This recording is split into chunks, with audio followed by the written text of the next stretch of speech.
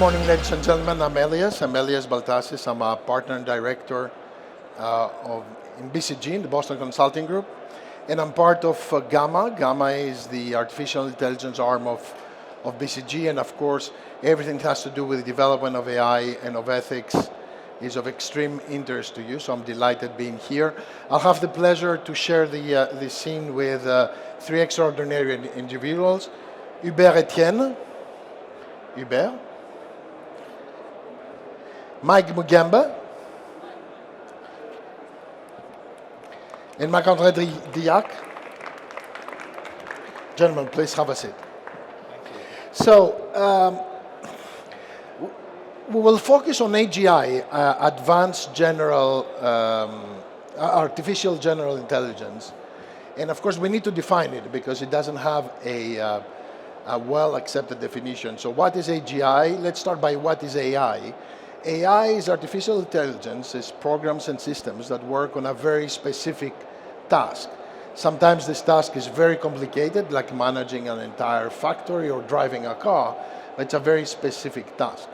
AGI is the extension of this. It's building a system that has anthropomorphic characteristics, that behaves and learns the way humans do. So they understand natural language, they are able to converse in this, they understand how to learn and play chess, but at the same time also how to drive a car, and so on and so forth. AGI has been, we are discussing about it probably since Turing, when he invented his Turing test. And several people have predicted that we will have AGI already. Kurzweil, one of the most well-known researchers and writers and practitioners of AI, in his book, Near the Singularity is Near, in 2005 said, by 2015 we might have it, but anyhow by 2045 we'll definitely have it. Now, of course, the academic world and the business world is split. Some people say that it will come, but some others say that it won't. Paul Allen, the co-founder of Microsoft, says there is no way it will happen in our lifetime. Many others, like Bill Gates, Stephen Hawking, so on and so forth, say that it will, not only it will come, but will be extremely dangerous, and if it left unchecked, it might lead to the eradication of the humankind. So let's start the discussion. Preliminary conclusion is that it may come or it may not come, but it will have a huge impact. So let me start with this question first. So do you believe that we're going to see artificial general intelligence in our lifetime? And if so, what will be, is it an extension of what we have today, or is it something totally different? So I guess I'll be the first one, right? Yeah. So it entirely depends on how we define, of course, general artificial intelligence. But I think we'll come back to this. Just to give you a quick answer on your first question, I think, personally, I think that we will never see it coming. If we understand it as a machine that could perfectly replicate everything that human can do, including thinking, reflection, emotions, we're not going to see that. That's my point of view. And I realize also that all the people who try to predict the advent of such an AGI never succeeded. So we'll see. I must say that I tend to agree with your definition. I tend to agree. But what about you, Mike? What do you think? So I'm going to take a different view from that, actually. And it's not because I'm a fan of science fiction movies or anything like that. But I think one of the things we struggle to do is to predict the sort of advancement of technology. So if you take in 2014, when a lot of experts were asked, when will a machine beat a human being at the game Go?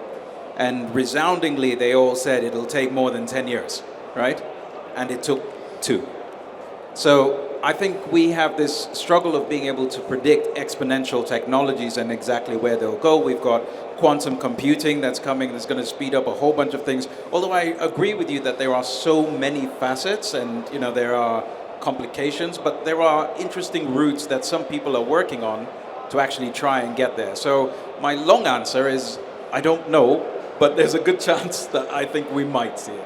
I hear what you say, but Demis Hassabis, the the person who heads DeepMind, that was the company that designed AlphaGo, says that we will never see AGI. But what about you, Marc-André?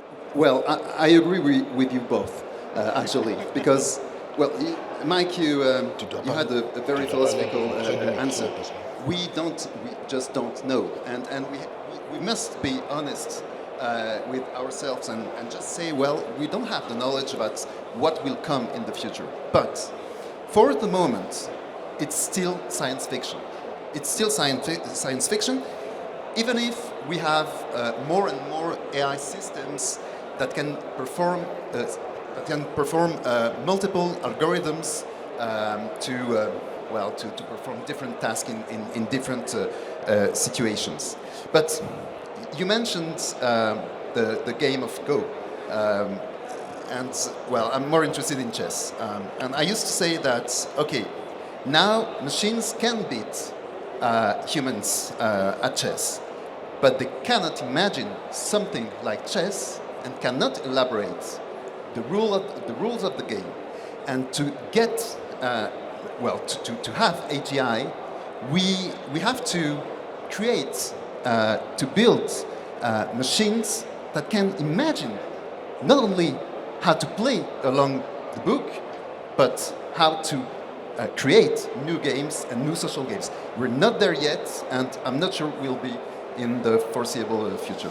So can we conclude that AI will continue to increase exponentially, but we might never get to anthropomorphic characteristics, right?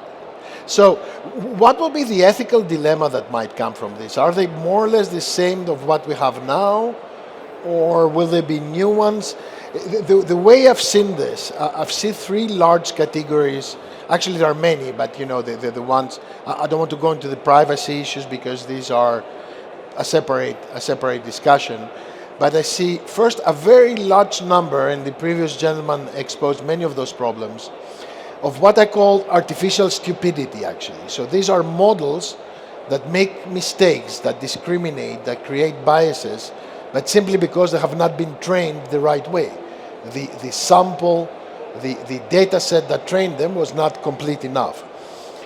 Then there is a few other problems that are real ethical problems, like that you decrease discrimination, but also you decrease the well-being of society. My favorite example of this is car insurance pricing. Women drive much better than men, so very often the price of an insurance policy was much lower for women, at least in Europe, until the European Commission asked to take gender out of the criteria for pricing because it created discrimination. So insurance companies were obliged to take it out, which of course decreased discrimination and bias, but increased by 30% the price of the insurance for all women. So we decreased their well-being by increasing their lack of discrimination. And then there are the real unsolvable problems. Well, we get that back to this. How do you see this situation? So, Hubert, would you like to start on this, or? Sure. About artificial stupidity, I don't think there's something about like anything like artificial stupidity. Stupidity is human, but we're not all stupid in the same way. And if we consider what we have with AGI, one big issue for me is that some people have some expectations regarding AGIs. We are not all talking about AGI every day. Some people are talking about AGI and very focusing on this one. And these people, they have a certain idea of what it means to be a human today. So basically, let's put it this way. When we talk about AGI, most of the time, as we did like 2 minutes ago, we reach a point where we talk about can we actually reach a level where an artificial intelligence could be sentient with anthropomorphic attributes.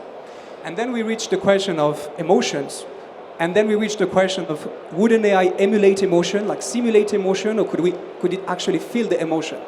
And when we reach this stage, we're already lost. Because the people who are behind AGI, it's not a concept that comes from nowhere. There's a whole community of people who are pushing for AGI.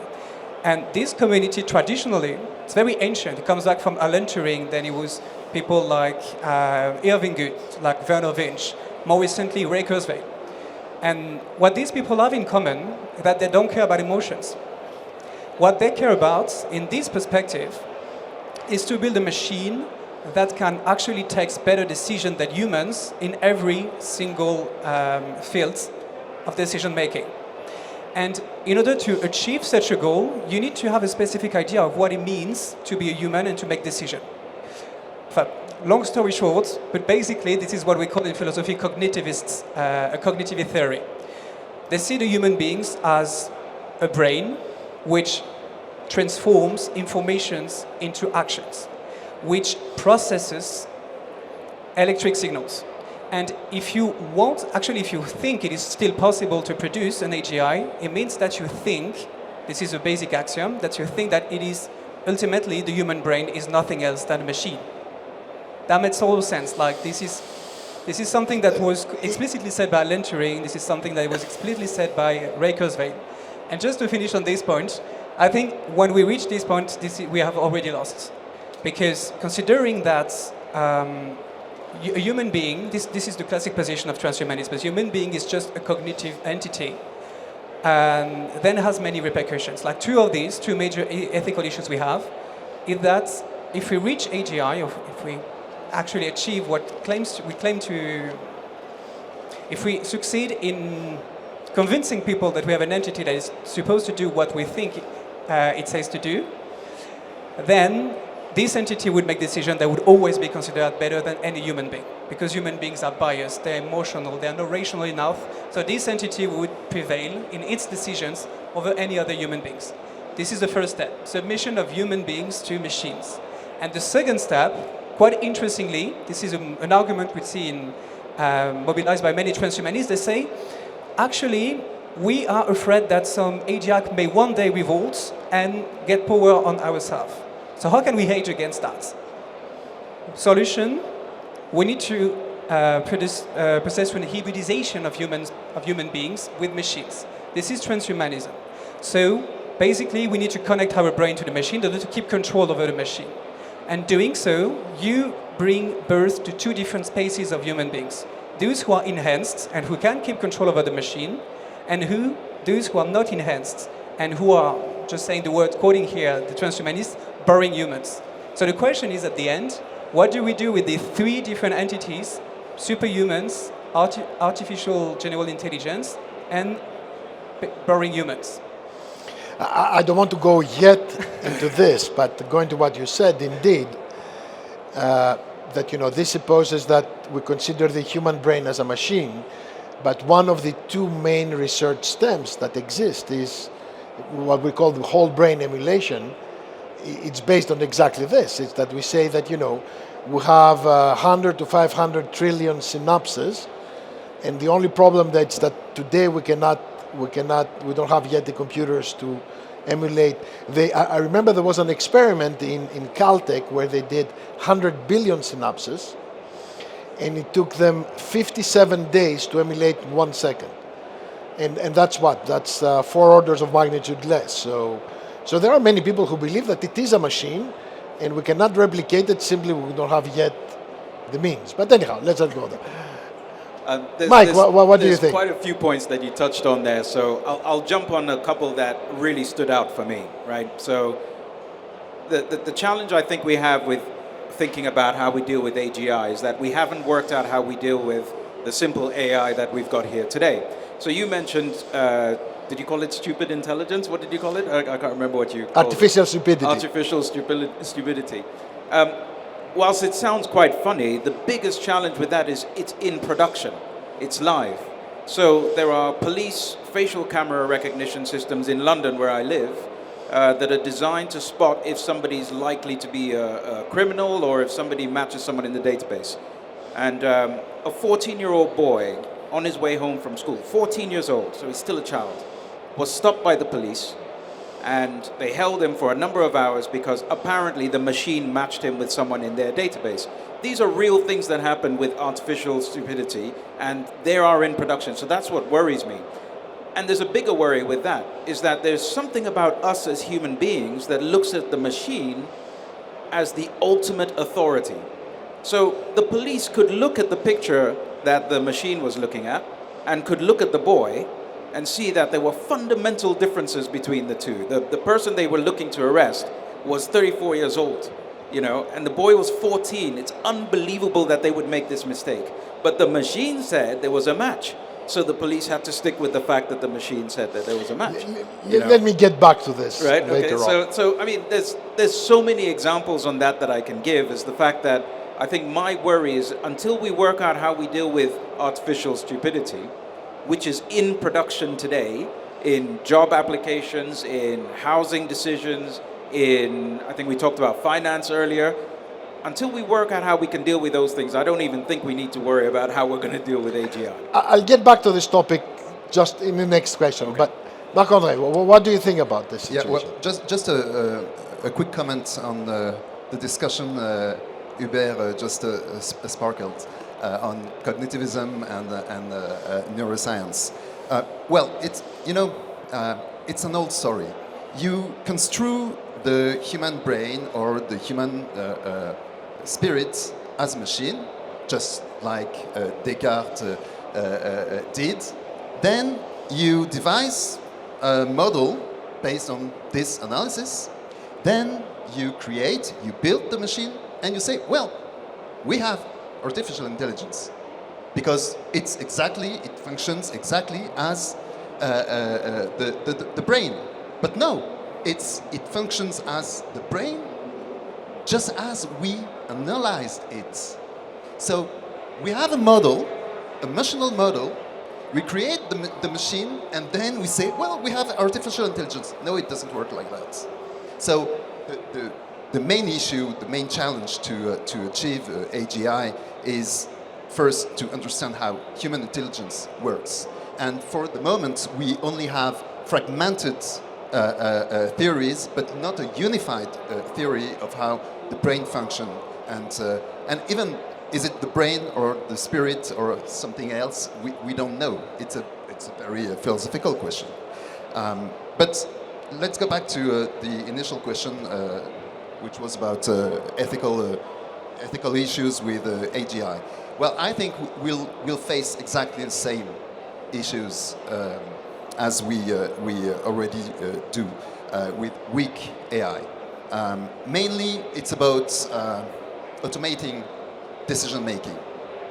And the real issue is when we rely on automation in sensitive areas where human judgment and human responsibility is needed, is required to still have a sense of belonging to the same human community. So it's a matter of choice. It's not, well... Doesn't that cover everything? Sorry? Doesn't that cover everything? Well, I said it all. I mean, the way you screw a screw on a chassis in a line, I mean, it needs judgment, and yet robots do it, so... But the thing is, we need a human being. It's not a matter of technology. It's a matter of how you want to relate to the entity that takes the decision. Right. Okay? It's not a technological matter. So it's a social choice, and we must take our responsibility to maybe rethink our society or adapt it to technology, but at the end of the day, it's a human decision. But can I ask something on that? Of course, Mike. But if we go back to that, then isn't that the big issue?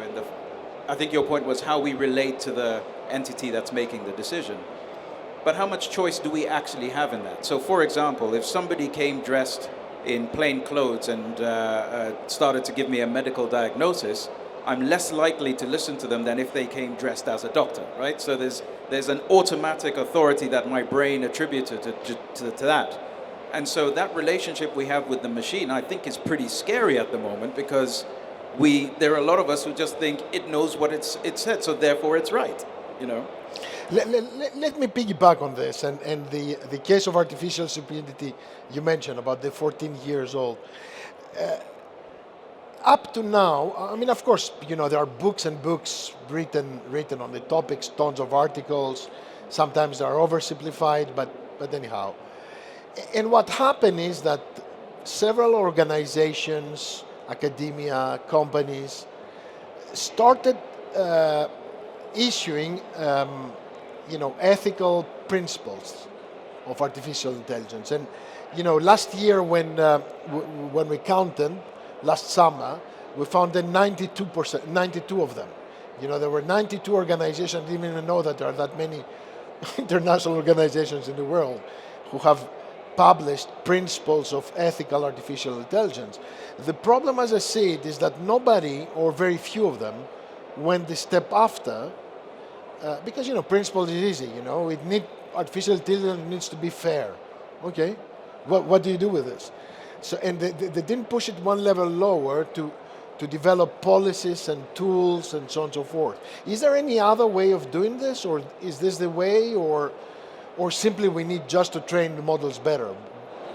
Can I jump? Sorry, yeah, Mike. I realize I will stop after this, and I find that fascinating actually when you talked about, say for example, they say AI has to be fair.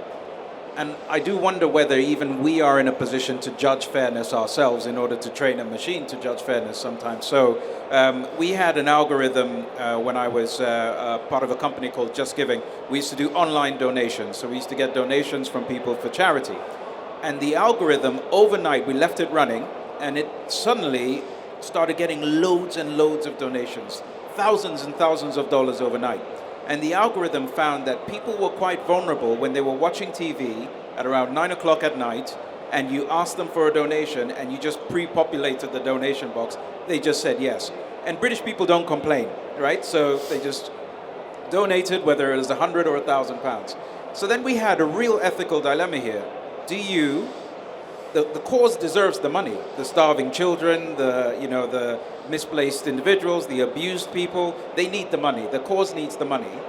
The people had the money to give because the bank didn't get rejected.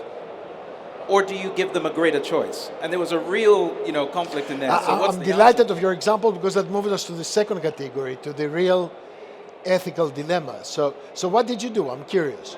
We turned off the algorithm actually. So we found another way. Oh, thank you. We got an applause there. So you discriminated against the children who didn't get the money. Exactly, and this was the real dilemma, that the children now didn't get the money. So it was really difficult. Magane, what do you think about this kind of problems? These are the real ethical dilemma. We are beyond the bad data set, training data set, but these are real ethical dilemma. But what? Okay, again, my answer will turn around the human responsibility. Okay. First of all, we shouldn't think of AI as something abstract. It's embedded in a system, a socio-technical system, okay, which is embedded in a social network. When I say social network, I mean institutional networks, etc. Okay. So when you mention the fairness issue, actually, we have to think of how any AI systems can be used to achieve fairness, not because fairness is coded, but because we have some political principles that we want to implement, and if we know where we go, then we know how to use the machine or not. And it's a great story that you decided to turn off the algorithm, because you showed that you had this conception of fairness and respect for autonomy, respect for privacy, etc. So this is how we have to use AI systems. And again, it's how we think our society, how we construe fairness. It's not something coded in the AI algorithm. Not at all. And so are you saying that... But Elias, there are many books, and I want to stress that. There are many books about algorithm or algorithmic fairness, and they all miss the point. Because either you take into account gender or you take it out. And it results in very, very different outcomes, but because people haven't thought of the results they would get by coding in a way or another. Let me try to play back to see if I understood. So you're saying we need first, for each specific issue, we need first to decide ourselves what is fair and what's not, and then we replicate that in the machine. Right, makes sense. What do you think about it? It's complex. First of all, I completely agree with Marc-Antoine on the fact that pretty much all the people, to my understanding, who try to address the question of algorithmic fairness completely miss the point. And one of the main reasons is that they try to use computational models to achieve certain conceptions of fairness based on what we call protected categories. And these protected categories, most of the time, that's to say 99% of the time, this is men versus women, homosexual versus heterosexual, and black person versus white person. You have covered the whole issue. Anyone ever ask, okay, what about tall person versus small person? What about people with disability versus others? What about these protected categories? Like, I think this is the first question we should ask. And so far, I haven't seen many people asking this question. So it's all good if we address the question from an algorithmic point of view. That's really important. But I think we should also go back to the basics just to know what we're looking at. That was just my point on fairness. And I really like your example, Mikey. It will really take me more time to really think about it, honestly. I don't want to give you a quick answer. But there's somebody who already kind of addressed this issue, who's Kassenstein, who wrote on nudge. Perhaps most of you know about the nudge theory. And he wrote a book called The Ethics of Influence, where he basically questions this. And on the one hand, sorry, I'm going to give you a yes but no, but on the one hand, I think it's great what you did. But on the other hand, if you apply it, you cannot generalize this, as I understand it, to every situation. Otherwise, let's think about a child who wants to ask his parents for money to buy candies. And he knows that on the Monday morning, the parents will always say no. And on the Sunday evening, they will always say yes. Like, will you ask the child to ask only on the Monday morning because he knows he has no chance to get it? So at some point, it's not a Boolean, it's not a yes or no, it's always on the granularity. And I think it's fair to maximize the chances to get what we want as long as we want something which is considered to be good. The question is, what's the limits? And that's a universal question. We are very close. I mean, this is an extremely interesting point, and obviously we won't solve them in half an hour. We're almost at the end of our time, and I have one more important question to ask. As I'm sure you know, the European Commission last year, and actually, let me say to the people who might not know, the European Commission last year issued the first draft regulation. For now, it's still draft, it's still in discussions, on artificial intelligence, on ethical artificial intelligence. And you know, if we see what happened on banking regulation, if we see what happened on data privacy regulation, the EU regulations tend to become the de facto standards in the world. So this might happen also for this regulation.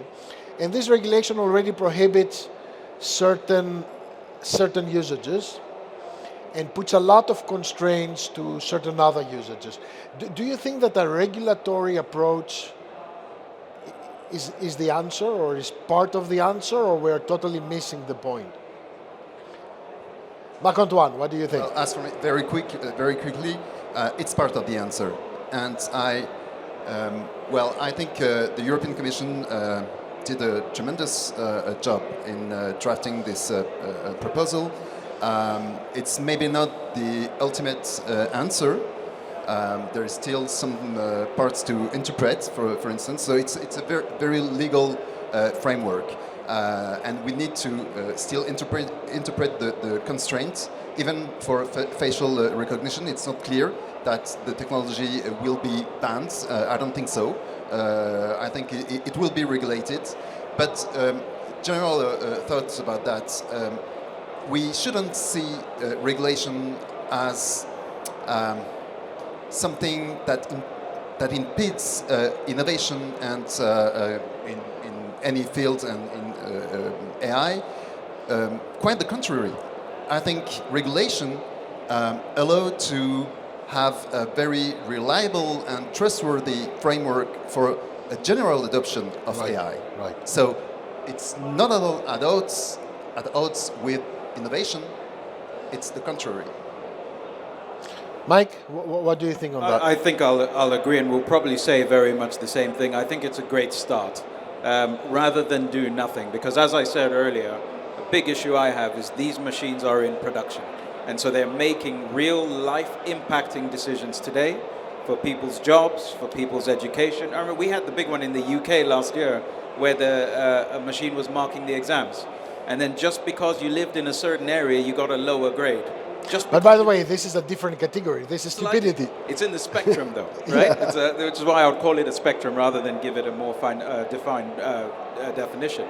So I think it's a start. One of the things, and I love what you said, where you said it's part of the solution, because there is something about bringing, this is all about human decision making, right? So there's something about bringing more human elements into that. You know, there's, as you said, the emotion. Emotion plays a huge factor in our decision making. I think someone gave me a great, I don't know if you know the Tesla example, right? So should it crash into the 5 people in front of it or the old woman on the side, but it has to crash somebody. When you throw that decision to us, it's only emotion that can help us make that decision. The logic goes out the window completely, I believe, right? I don't see there's a rational explanation for that. So there's something about bringing that whole psychology and philosophy of being people into that equation. So it'll develop. It's a great start. Hubert, how about yourself? I'm going to have to disagree. I'm not going to make a lot of friends today. So if the question is, should we regulate AI and is it going to be useful? I totally agree with what has been said. If the question goes back to AGI, I would tend to change my mind quite a lot. Because I think that the real reason, why do we want to produce AGI? Or why some people want to produce AGI? It's because it's supposed to give you power. Ultimate power. Just imagine a nuclear weapon that you can actually use in every domain. You can master the stock market. You can master decision-making on diplomatic level. You can master pretty much anything if AGI makes better decisions than humans because we're biased. So the point I have, if this is really what we're looking for, like which country is going to say, I don't want that? I think I can do it, but I don't want that. I don't believe any will do. And I hope we could do that, really. Sincerely, I hope. But what I see in the European Union, we struggle so hard just to have one law about tax, just a uniform tax for companies in a state which is kind of federal. How can we agree on something as big and influential as AGI on the global scale? I don't believe. But let's keep some hope. Ladies and gentlemen, obviously we won't solve the ethical AI and let alone AGI problem in half an hour. We might be able soon to solve the what we call here the artificial stupidity one, the one where the problems that come from badly trained models. The rest is as Marc-Antoine said, it needs to be part of the ethics and the judgment call of the society. So I hope we gave you a few data points and a few elements to think it over, and thank you very much for your attention. Ladies and gentlemen, hands together for Hubert, Mike, Marc-Antoine and Elias. Thank you so much, gentlemen. Wonderful.